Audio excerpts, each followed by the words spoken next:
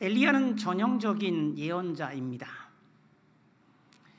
그 예언자를 대변하는 인물로서 마치 율법을 모세가 대리하듯이, 율법 그러면 모세고 모세 하면 율법이듯이 예언자의 대명사, 아주 전형적인 예언자라고 할 수 있는 사람이 바로 엘리야입니다. 이름 자체도 분명하죠. 야훼는 나의 하나님이다, 또는 나의 하나님은 야훼다 라고 하는 신앙 고백이 뚜렷한 이름입니다. 우리가 타는 대로 솔로몬 하면 지혜를 대변하고 아브라함 하면 믿음을 이야기하듯이 이 엘리야는 바로 그런 예언자를 이야기하죠. 그래서 모세와 엘리야는 곧 율법과 예언서를 설명하는, 그리고 율법과 예언서는 구약성서라고 하는 경전을 뜻하죠. 물론 엘리야는 나중에 세례 요한의 표상이 돼. 예수님도 말씀하셨지 않습니까? 엘리야가 올 것이고 그 오리라 한 엘리야가 바로 세례 요한이다. 그 세례 요한은 이렇게 자신을 소개합니다. 요한복음 1장 23절에서 나는 외치는 자의 소리다. 나의 존재는 소리로 존재한다. 소위 스피커와 같은 자기 역할로 자신이 누구인지를 분명하게 말하고, 그는 오시는 분을 위한 길 안내자로서 소위 회개를 위한 세례를 베푸는 이, 그래서 우리가 세례 요한이라고 부르기도 하죠.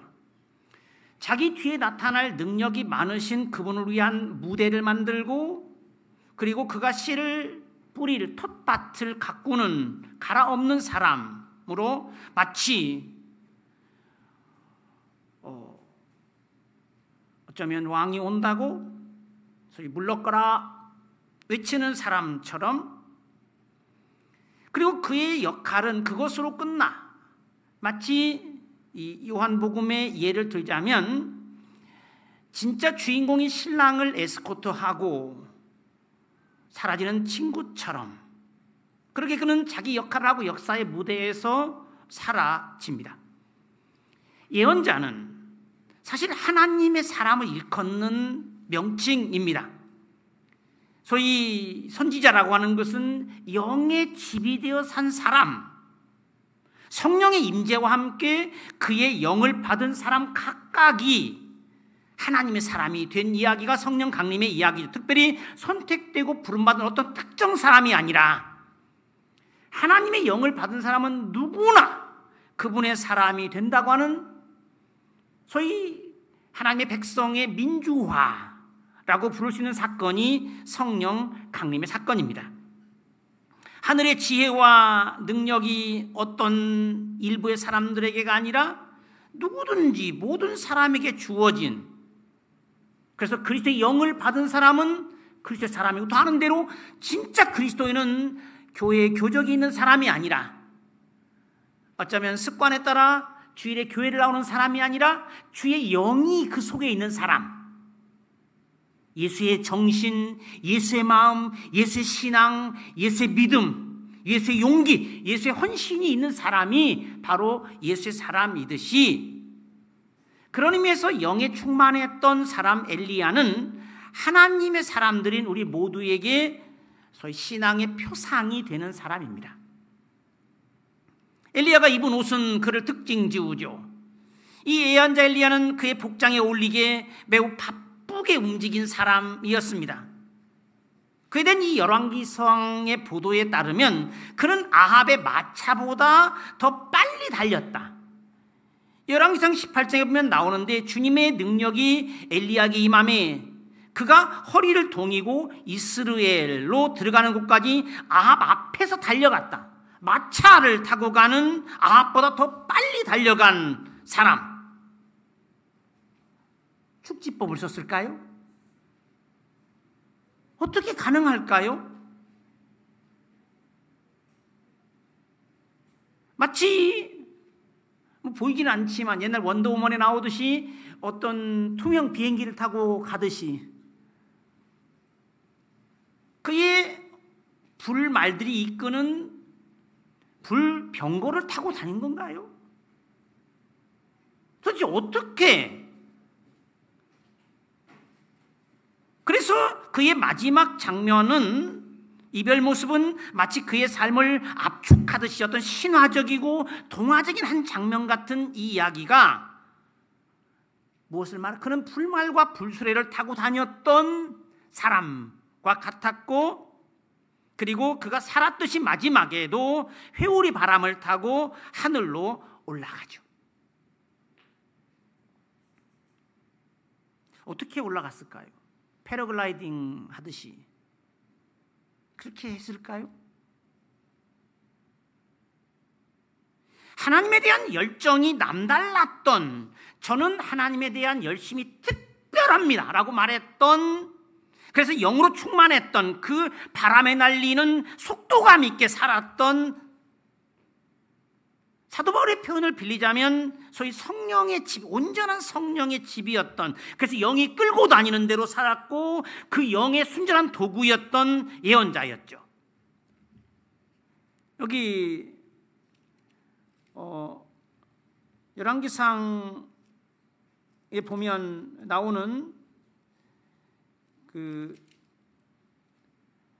이런 한 예언자가 사실은 이제 엘리야의 위탁을 받고서 이제 오바댜라는 사람인데 아합에게 가서 이야기를 해라 했더니 이 사람이 이렇게, 당신은 도대체 여기 있다 저기 있다 뭐 정신이 없이, 그래서 이제 당신의 말씀이 가서 내 주에게 말하기를 엘리야에게 여기 있다 하라고 하시지만, 내가 당신을 떠나간 뒤에 주님의 영이 내가 알지 못하는 곳으로 당신을 이끌어가면 내가 아합에게 말을 했다가 그가 당신을 찾지 못하면 나 죽일 텐데요.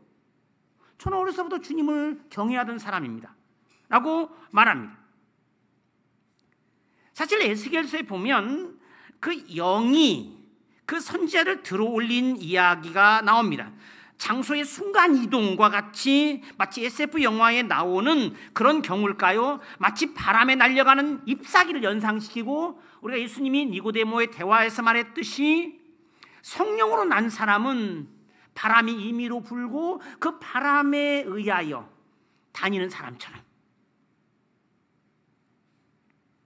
에스겔의 경우도 어떤 상상의 나래를 펴고 생각하게 만들죠. 마치 독수리 날개를 타고 다니는 사람처럼, 어떤 떠오르는 아침 광선이라고 하는 날개를 타고 저 멀리 바다 끝에 간 것처럼 바람 날개를 타고 갔는지, 그러니까 지붕 위나 나무 위를 뛰어다니면서 겨루는 이 중국 무술 영화에 나오는 그런 사람처럼 그렇게 몸무게가 가볍고 깃털 같았을까요?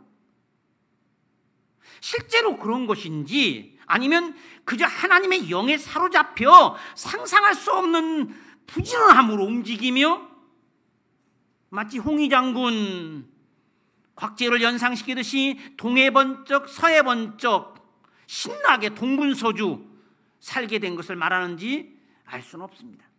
말하려는 것은 분명하죠. 그는 영에 붙들려 사는 신앙인으로 살았고, 이 신약 성서의 언어를 필요하면 소명에 이끌려 살았고, 거기에 자기 온 전체를 바쳐 살았고, 지나치다 싶을 만큼의 어떤 열정에 붙들려 살았던 그런 사람. 사도 바울도 이야기하지 않습니까? 지난번에 인용한 대로 그렇게 사랑이 우리를 끌고 간다. 그렇게 하지 않을 수 없도록 마음이 강제를 당하고 견딜 수가 없고 한 그런 삶. 그래서 물불 가리지 않고 살았던, 정말 주의 뜻대로, 그래서 신앙에서 성령에 사로잡힌 사람을 뭘로 표현하나요? 새술에 취한 사람, 술 취한 사람처럼 표현하기도 하죠. 사도행전 2장 13절에 나오듯이, 와, 이렇게 빨리 움직이는, 성서는 물론 방법에 관하여 관심하지 않죠. 어떻게 우리가 이것을, 우리는 소위 이성적 사고를 하고 합리적으로 왜가 어떻게 했을지를 따지지만 성서는 관심하지 않죠. 오병이어의 기적이 어떻게 일어났을까? 우리의 이성과 이해로는 파악할 수 없는 어떤 일들이 분명히 일어났고, 믿음이 없고 믿지 않으려는 사람에게는 허망한, 어차피 무의미한 일이겠지만 어쨌든 바람처럼 영은 자신의 의지에 따라 영에 붙들린 사람을 이리저리 끌고 다니죠. 그의 삶을 설명할 만한 말씀으로 볼 수 있는 구절이 시편 147편 15절에 이렇게, 그가 그의 명령을 땅에 보내시니 명령이 그의 말씀이 속히 달려가고 있고, 그래서 그 말씀은 마치 봄바람처럼 동토를 녹이고 그리고 푸른 것이 살아나게 하고 그리고 식물이 자라게 하듯이 하나님의 영이 있는 곳마다 가는 곳마다 이렇죠. 그러나 주님은 주님의 말씀을 보내셔서 그것들을 녹이고 바람을 불게 하시니 얼음이 녹아서 물이 되어 흐른다. 엘리야는 말하자면 마지막 순간까지 하나님의 영에 의해 바람같이 신속히 이동하며 살아왔던 소위 도상의 존재, 말 그대로 그는 그렇게 살았던, 끝까지 주님에 대한 남다른 열정이 조금도 식지 않은 마지막 순간까지 느슨하지 않고 부지런하게 살았던 사람, 마치 목적지까지 조금도 속도가 줄어들지 않고 끝까지 최고의 속도로 달린 사람이듯이 지치지 않고 식지 않는 열정으로 산 것, 어떻게 가능했을까? 처음에 열심히 뛰죠. 그러다가 이제 지치면 어떻게 돼? 속도가 느려지고 하는데 비해서 이 사람은 우리가 교동문에서 읽었던 이사야 40장 28절로 31절에 나와 있듯이 어떤 힘의 근원에 연결된, 피곤하고 지치지 않는 힘을 지속적으로 공급받으며 살았던 그 사람, 그 원천이신 하나님께 뿌리를 내리고 하늘의 무한대한 에너지 저장고에 마치 빨대를 꽂고 살듯이, 신앙생활을 저는 그렇게 이해합니다. 거기다 빨대를 꽂고 살듯이 조금 먹으면 없어지는 컵의 물과 같은 것이 아니라 먹어도 마셔도 줄어들지 않는 힘없이 솟아오르는 샘물 같은, 사도 바울도 역시 평생 지치지 않고 다름박질을 한 사람이죠. 매번 다시 일어선 오뚜기처럼 그는 뭐라고 표현해요? 그는 자신 안에 그 능력의 원천을 가지고 있다 라고 말하죠. 내게 능력 주시는 자 안에서 나는 뭐든지 할 수 있다 라고 말하죠. 하나님의 사람으로서 마치 하나님이 친구에게 이야기하듯이 대화했던 모세가 그런 사람입니다. 소위 창세기 6장 3절에 보면 사람의 수명은 120세로 제한이 되어 있고 그 120세를 온전히 산 사람이 모세입니다. 이렇게 돼 있죠. 모세가 죽을 때 나이 120세였으나 그의 눈이 흐려지지 아니하였고 기력이 쇠하지 않았다. 이 표준 세번 읽으면 그런데요, 모세가 죽을 때의 나이가 120살이었으나 그의 눈은 소위 노안에 빛을 잃지 않았고 기력은 정정하였다. 여러분, 모세의 120살 생일이 되면 뭐라고 축하하시겠어요? 해피 버스데이. 오늘이 마지막 날인데 인사를 그렇게 했어야겠죠? 이 엘리야는 모세와 같은 삶을 산 사람이죠. 자기 체력으로 산 것이 아니고 경험으로 산 것이 아니죠. 다 아는 대로 70, 80이 되어 시편 90편에 나오듯이 죽음의 나이, 내 힘으로 산 게 아니죠. 나의 지혜와 내 능력으로 산 것이 아니죠. 신앙인은 늘 하늘의 힘으로 삽니다. 그들 그에게 묻고 그에게 답을 얻어 그가 알려주는 길을, 하늘의 지혜를, 내 각오와 다짐을 넘어서는 하늘의 능력을 얻어서 살죠. 신약성서에서 그런 부류가 빌립입니다. 이 빌립은 사마리아 지역의 전도자라고 할 수 있고 유대와 예루살렘과 유대와 사마리아와 땅끝까지 이르러 그 중간 지대를 담당하는 사람이었는데 빌립은 성령에 이끌려 다니죠.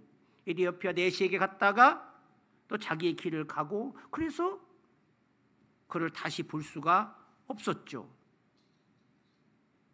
그 사람은 온전히 그가 다니는 곳마다 하나님의 영이 이끌려서 그가 가는 곳마다 그런 소식들이 전해지죠.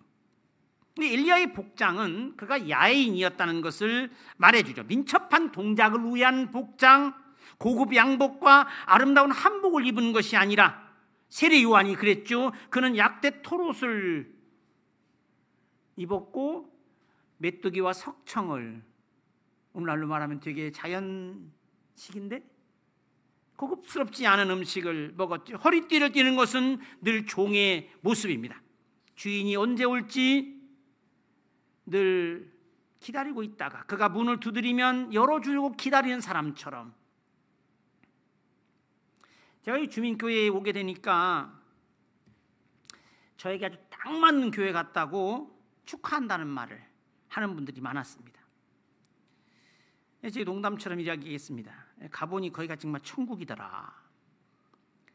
주일만 해도 예배가 한 번밖에 없고, 제가 오전 5시 새벽기도, 코로나 때는 조조 예배까지 해서 7시 반, 일부 9시 예배, 11시 2부 예배, 점심 먹고 오후 2시 오후 예배까지 인도했던 것에 비하면 주일 예배 한 번, 새벽기도가 없어서 새벽기도가 뭐예요? 라고 묻는, 이 목사가 이 설교를 안 하고 새벽기도 없으면 목회할 만하다는데 이보다 더 좋은 데가 어디 있나. 근데 살아보니까 이게 제가 교회에 머무는 시간이 더 길고 다른 일들은 너무너무 바쁜 거예요. 그래서 제가 천국에 왔나 이게 맞나 싶은데, 어떤 사람이 죽어 천사의 안내를 받았습니다. 천사는 그를 너무나 화려하고 아름다운 곳으로 데려갔죠. 말로만 듣던 천국이 틀림없었습니다. 그런데 한참을 구경하다 보니 좀 지루해집니다. 그래서 천사가 이번엔 지옥을 좀 구경시켜달라고 이야기를 하죠. 그 천사가 말합니다. 네가 지금 어디 온 줄을 착각하고 있느냐고. 할 일이 많은 것을 감사하시기 바랍니다. 하늘이 주는 충성의 기회. 제가 천국에 와 있더라고요. 이쪽 천국이 아니라 이쪽 천국에 와 있는 것을 알게 되었죠. 도시의 교회며 어머니의 교회이고 우리 밖에 있는 양들까지도 돌봐야 하는 바로 그 교회. 나중에 설명할 기회가 있겠지만 드레스덴에 있는 프라우엔키르셰처럼 그곳은 담임 목사와 음악 감독인 칸토가 있지만 자체 교인은 없는 그 도시의 영혼과 심장 같은 교회. 이게 우리 교회가 아닐까 하는 생각이 들었습니다. 여러분, 부지런한 삶은 지혜로운 사람의 삶입니다. 원래 중세 대학에는 3가지 혹은 4가지 과목을 가르쳤죠. 신학, 법학, 의학. 이 대학이 가르치는 과목입니다. 그런데 오늘날 법학과 의학 분야에 몰리는 우수한 지원자들에 비하여 한참 떨어지는 목사 후보생들, 게다가 죽어라 공부하지도 않습니다.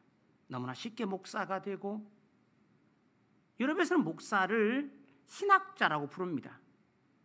목사와 신학자는 동일한 단어입니다. 그들은 그렇게 공부하고 영혼의 가이드로서 그들을 파멸로 이끌 수 있을, 저는 적어도 사람들의 영혼을 맡은 사람, 우선 여러분들이 청빙서에 서명 날인을 함으로써 자기 영혼을 저에게 맡긴 사람들에 대하여는 말할 것도 없이 도시민의 참 삶을 위하여 사회의 몸과 사람의 몸과 질서를 담당하는 의사와 법률가보다 더 부지런하게, 적어도 그들이 하는 만큼의 공부, 그들이 하는 열정만큼은 뒤떨어서는 안 된다. 여러분, 다른 데 집을 지으려면 2명의 건축 설계 사무소 중 어디로 갈 것입니까? 바쁘게 일하고 너무 정신이 없어서 시간이 없어 보이는 곳으로 가겠습니까? 아니면 한가로운 그래서 시간이 많아 보이는 설계사에게 가시겠습니까? 어디로 가시겠어요?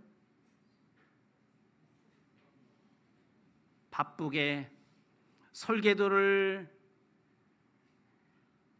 그리느라, 그래 여러분들이 거기서 설계도를 얻고 집을 지을 수 있죠. 바쁜 사람에게 오히려 시간이 더 많습니다. 시간을 더 많이 가지고 있듯이 하늘의 것은 쓰면 쓸수록 늘어나는 것이고, 가지면 가질수록 자기 것이 되는 것이고, 그 시간을 만들죠. 사람이 많이 가는, 그래서 종업원이 밥비라는 식당으로 가야 맛이 있듯이, 여러분 실업이 없던 나라였던 공산국가 동독에는 필요한 인원 이상으로 식당에 종업원이 많았지만, 예를 들면 2명 필요한 곳에 10명을 집어넣었지만 훨씬 음식이 늦게 나왔습니다. 여러분, 제가 독일에서 본 르뽀가 있는데요, 스위스 사람들이 인도주의적 차원에서 북한의 노동자들을 데려다가 치즈를 가지고 치즈를 만드는 이 교육을 시킵니다. 그래서 그 식량난을 어떻게든 극복해보는 여러 노력 중에 하나인데, 스위스에 온 이 북한 사람들에 대한 그들의 평가는 너무나 부정적입니다. 그들의 무성의한 태도, 게으름, 그들은 의욕도 없고 배울 마음도 없어 보입니다. 그래서 겨우 시키는 거 억지로 하는 사람들, 애굽의 노동 노예로 있었던 히브리 사람들처럼 서로 적극적으로 사랑하고 살아가는 가나안의 자유 시민이 아니라 그저 노동의 대가로 먹을 것만 얻어먹고 자유를 탈취당하고 그저 억압당하는 것을 당연한 값으로 치러야 했던 노예 근성에 젖었던 사람들처럼, 교회는 각각 자기 맡은 일을 부지런히 하는 사람들로 가득해야 합니다. 부지런하여 게으르지 말고 열심을 품고 주를 섬겨라. 우리가 지난번에 살폈던 설교 본문이기도 하죠. 달란트 비유에서 나오듯이 착하고 충성된 종, 악하고 게으른 종은 자기 일을 하지 않았던, 그래서 주인에게 손해를 끼쳤던 종이죠. 18세기 영국 감리교 목사였던 조지 우트필드 이렇게 말한 적이 있습니다. 녹슬어서 못 쓰게 되어서는 안 되고 열심히 사용되어 닳아서 그만 써도 될 정도가 되어서 물러가야 한다. 무대에서 내려와야 할 때, 그래서 나는 닳아서 없어지는 망치가 되고 싶지 녹슨 망치가 되고 싶지 않다. 흑인 노예와 백인 주인이 대화를 합니다. 백인 주인이 말합니다. 내가 어젯밤에 꿈을 꿨는데 흑인들이 가는 천국에 같이 보냐. 가보니 길도 더럽고 집도 지저분하고 가는 주점마다 흑인들이 가득 차서 얼마나 시끄럽고 소란하고 무질서하던지. 흑인이 이야기하죠. 어쩌면 저도 어젯밤에 꿈을 마침 꿨는데 황송하게도 백인들의 천국에 갔지 뭡니까? 길이 잘 닦여 있고 도시는 깨끗하게 그지없고 집도 정말로 화려하고 멋지고 웅장한 모습에도 얼마나 조용한지 정말로 천국 같았습니다. 그런데 눈을 씻고 봐도 사람은 하나도 없었습니다. 여러분, 예수님이 목사가 천국에 오자 방팔의 악단을 동원해서 특별히 반갑게 환영을 하죠. 먼저 들어온 교인들이, 성도들이 차별이라고 불평을 합니다. 아니, 세상에서도 목사님이라고 대접을 받더니 천국에서까지 특별 대우를 하시냐 하는 거죠. 그래서 예수님 말씀하시죠. 내 종 목사가 오기를 얼마나 기다렸는데, 이번에 오는 목사가 천국에 오는 첫 목사인데 어떻게 기쁘지 않겠냐. 환영하지 않고 가만히 있을 수 없었던 거죠. 목사가 천국 가기 얼마나 어려운데 이 얘기 들으니까 제가 얼마나 신경 쓰며 살겠습니까? 이거 큰일 났네. 교회는 멋진 건물에 시설이 좋고 그것도 중요하지만 무엇보다도 누구 하나 게으름 피우는 사람 없이 바쁘게 일하는 이들로 가득한 하나님의 포도원이 되어야, 그 동산을 가꾸는데 각자 어떤 사람은 물을 퍼올리고 어떤 사람은 돌을 골라내고 어떤 사람은 나무를 심고 하는 일에 열정을 다하는 사람들, 그 일하는 사람들로 북적이고 하는 일들이 많은 곳, 후한 삭스를 주는 주인의 농장에 고용되어 일하는 사람들이 많은 곳, 그것이 큰일이든 작은 일이든 허리를 동여매고 신나고 빠릿빠릿하게 일하는 바로 그런 사람들, 성령이 끌고 가면 거기에 신나게 사는 그들의 수가 늘어나는 것이 천국이 확대되는 것입니다. 우리 모두가 바로 엘리야처럼 그가 이끄는 대로 멋지고 아름답게 그가 부르시는 곳으로 달려가는 모두가 되기를 주님의 이름으로 축원합니다. 하나님 아버지 감사합니다. 우리로 하여금 주님의 영에 사로잡혀 열정적으로 살게 하시옵소서. 주의 뜻을 위해 마음껏 일하게 하시고 우리에게 주신 인생을 힘껏 열정을 발산하며 살게, 주님이 이끄시는 대로 부지런하게 그리고 활기차고 신나게 살아가게 하시옵소서. 예수 그리스도의 이름으로 기도하옵나이다. 아멘.